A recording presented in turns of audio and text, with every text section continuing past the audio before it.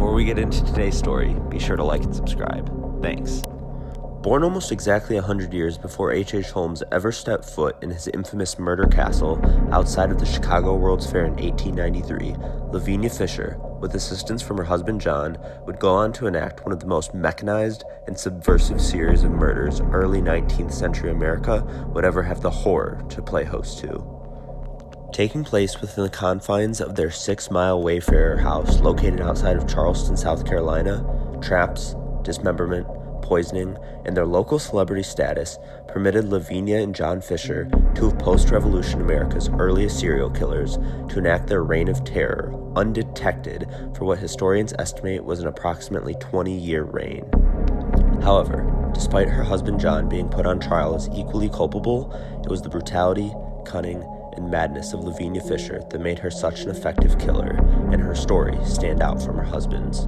Lavinia's typical modus operandi for a crime: poison the tea of her, generally male, guests, whereupon she would drop the bodies into a trapdoor for her husband John to dismember and dispose of. Little is known about Lavinia Fisher prior to her marriage to John Fisher and her tenure with the 6-mile Wayfarer house in the early 1800s, including simple details such as her maiden name or the location of her birth. As far as historical documentation is concerned, Lavinia's life begins 6 miles outside of Charleston, South Carolina, where she and John, a personable, good-looking young couple running what seemed to be an honest business, gained notoriety in their area. Lavinia in particular was known for her beauty, and her ability to charm the men passing through her establishment was notorious. It wasn't until a pattern began to emerge of men disappearing around the hotel that suspicion was first arisen around the Fisher couple. It was at the same time that the police opened an investigation to find the missing men. However, they were unable to come up with any clues, bodies, or anything concrete to indicate that there had even been a disappearance, no less that the locally well-liked Lavinia and John had any part to play in the matter. However, only so many souls can vanish before suspicion begins to reemerge. By 1819, a local group of vigilantes, fervent in their belief that there were deviant deeds being carried out at the 6-mile Wayfarer house, sought to confront the couple. History knows little of what transpired on this encounter, but the locals seemed satisfied with their findings and left a man by the name of David Ross to guard the area while the rest of the men returned to town. This decision would nearly be fatal. The next morning, David Ross was snuck upon and attacked by 2 men and Lavinia Fisher, then dragged to another group of men, whereupon he was beat.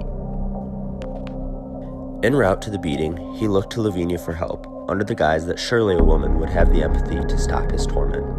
But Lavinia Fisher, despite her appearance and reputation, was known to David Ross that he had hoped she would be, as it was at this time, in his moment of pleading, at which she choked him near to death, then proceeded to smash his head through a window. It's unclear how, but Ross was able to escape death and alert authorities of what had transpired. Almost simultaneously, a man by the name of John Peoples, en route from Georgia seeking a place to stay, chose to check vacancy at the 6-mile Wayfarer house. Fresh from nearly slaughtering David Ross, Lavinia greeted John Peoples to inform him that the hotel hadn't an open room. She instead, in keeping with her local persona, offered John a meal and a conversation in lieu of a room for the evening. Enthralled with her appearance and warm persona, Peoples ignored the glare he received amidst his conversation with Lavinia from John. He also ignored the increasingly specific line of questioning Lavinia offered him. Later in their conversation, Lavinia excused herself, and upon her return, she arrived with the news that a room had in fact opened up for John Peoples to stay in, along with a freshly poured cup of tea.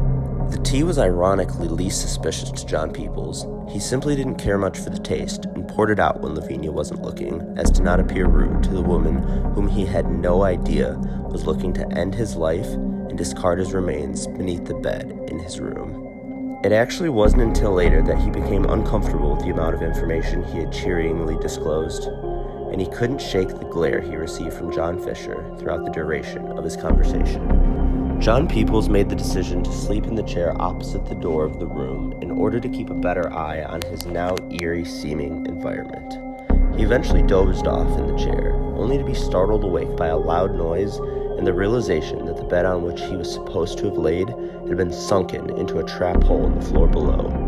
Peoples got his horse and alerted Charleston authorities, at which time the Fishers and 2 of their accomplices were arrested on charges of robbery and murder, both hangable offenses at this time. Authorities were able to pursue the serial crimes they'd long suspected were transpiring outside of Charleston. The grounds of the 6-mile Wayfarer house were dug up, and the foundations of the building were searched. Items from dozens of missing travelers were discovered, along with laced herb tea, trap doors, triggered floorboards, and upwards of 100 skeletal remains. Lavinia and John pled not guilty to their respective charges, but were ultimately found guilty of the crimes. They were sentenced to hang, but fought through the appeal process in an effort to save their lives, at which time they plotted an escape from their prison cells. On September 13, 1819, after tying a number of jail linens together as a makeshift rope in a poorly guarded prison house, John managed to drop to the ground and find freedom. However, in the process of his escape, the rope broke, leaving Lavinia no way to join him. Not wanting to leave his wife, in a decision that questionably she may not have made herself, John surrendered and returned to his cell to face his sentence. The Constitutional Court officially denied their appeal in February of 1820, and the couple was set to hang less than 3 weeks later. It was in this period when Reverend Richard Furman was assigned to counsel the pair, and John begged the Reverend that if he couldn't save his life, to instead help him save his soul. Lavinia refused to speak to the Reverend.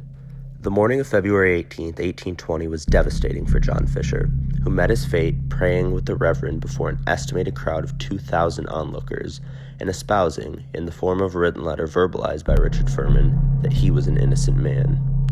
The scene was in complete misalignment with the macabre display flaunted by Lavinia later. She had requested to go to the gallows in her wedding dress, and had to be carried as she screamed of her innocence and blamed the Charleston elites for pushing for her false conviction. Upon the scaffold, with the noose not yet tightened around her neck, she cried, "If you have a message you want to send to hell, give it to me, I'll carry it," and then jumped off the platform herself, writhing and dangling amongst a crowd who claimed they'd never seen a more wicked expression upon a face before.